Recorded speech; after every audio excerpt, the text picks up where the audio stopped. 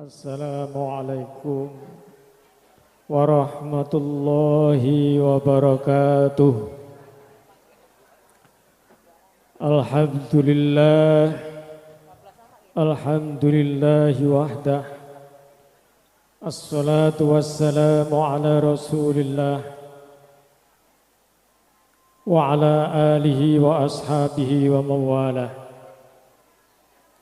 Qala ta'ala fi kitabillah. A'udzu billahi minasy syaithanir rajim. Wa min ayatihi an khalaqalakum min anfusikum azwajan litaskunu ilaiha wa ja'ala bainakum mawaddatan wa rahmah. Inna fi dzalika laayatin liqaumin yatafakkarun.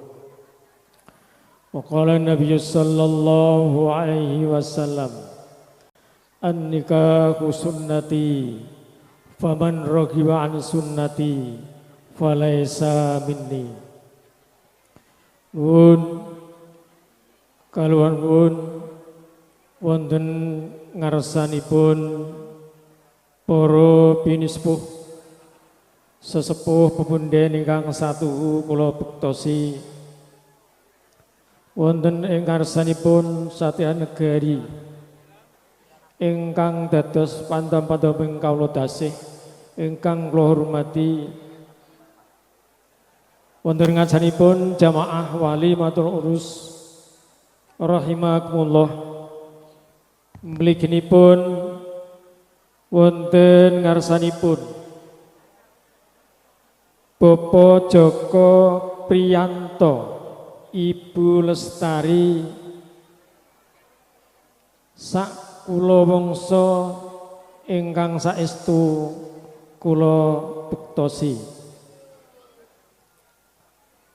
Kula minangkani sulih sarira talanging basa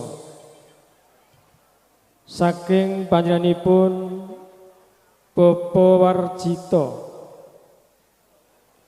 awit saking raos bombong bingah biroange manah boten kuwawi matur, mila lajeng uding dhateng pribadi kula supados aing lairaken menapa ingkang dados lajering pisowanan ing enjang punika.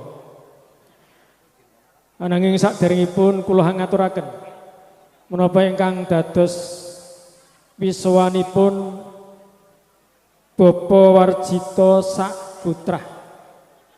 Monggo kula dherekaken sareng-sareng ngaturaken puji tuwin syukur kunjuk ngarsa dalem Allah Subhanahu wa taala ingkang sampun paring nikmat dumateng kita sami, mliginipun nikmat kesehatan saha kesempatan kangge nuhoni undangan saking pranipun Bapak Joko Priyanto, Ibu Lestari ing enjang punika.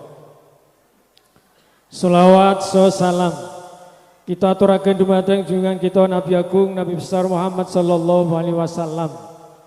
Mugi kita sami ngantos ing akhir hayat mangke saged ibak dhateng panjenenganipun ingkang dados sababiah kita pikantuk syafaatipun boten wonten ing yaumul akhir mangke. Allahumma amin. Jamaah walimatul urus wabil khusus penyanipun Bapak Joko Priyanto, Ibu Lestari ingkang satuhu kula bektosi, lajering pisunan nanipun Bapak Warjito ing enjang menika ingkang angka sepisan ngaturaken salam takdim lewat lisan kula kanthi atur assalamualaikum warahmatullahi wabarakatuh. Dene ingkang angka kalihpun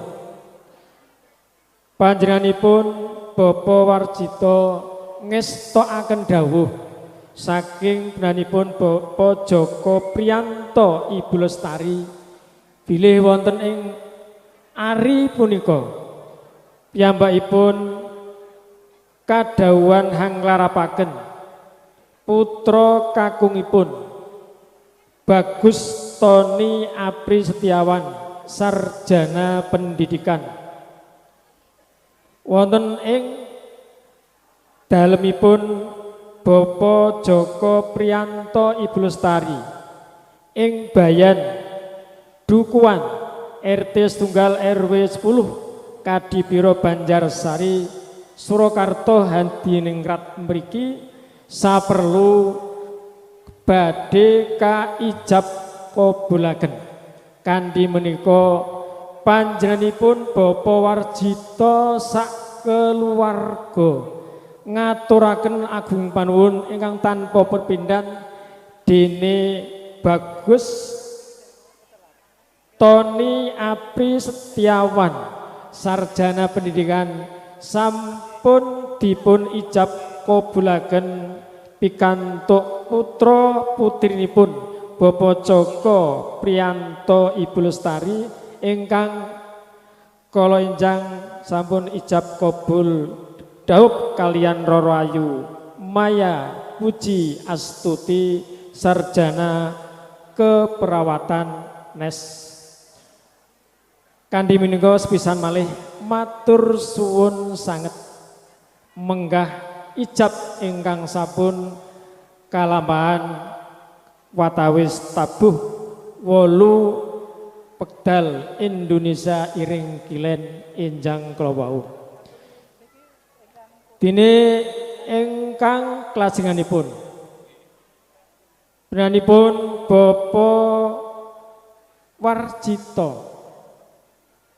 ngaturaken sak petahipun bilih adicara ijab sakabul kalajengaken wali matul urus ing enjang menika kanthi pangajab pun suwunaken doa saking para jamaah wali matur urus satemah mangkih dadosa keluarga ingkang sakinah mawaddah warahmah. Dene ingkang pungkasan menanipun Bapak Warjito sawanipun kanthi astawa sak jimpit saha amplop ingkang isinipun kula mboten mangertos mangke supados kaaturaken sak wetahipun dhateng Bapak Joko Priyanto Ibu Lestari. Dene pesen saking Bapak Warjito danipun Bapak Joko Priyanto dalasan Ibu Lestari supados sageta mulang muruk ndidik temanten kakung mangkih menawi wonten mriki menawi wonten Gablok Desa Teter Kecamatan Simo insyaallah ugi badhe kadidik kabimbing supados mangkih ngebyur wonten madyaning bebrayan agung mangke estu jumbuh kalian cita-citanipun tiyang asepuh kekalih temanten kala wau. Makaten ingkang saged kula aturaken ing mbok bilih anggen kula ngaturaken menapa ingkang dados lajering pisowan panjenenganipun Bapak Warjito wonten kirang tata teteh lan tatasipun kula nyuwun agunging samudra paan sami. Billahi taufik wal hidayah. Assalamualaikum warahmatullahi wabarakatuh.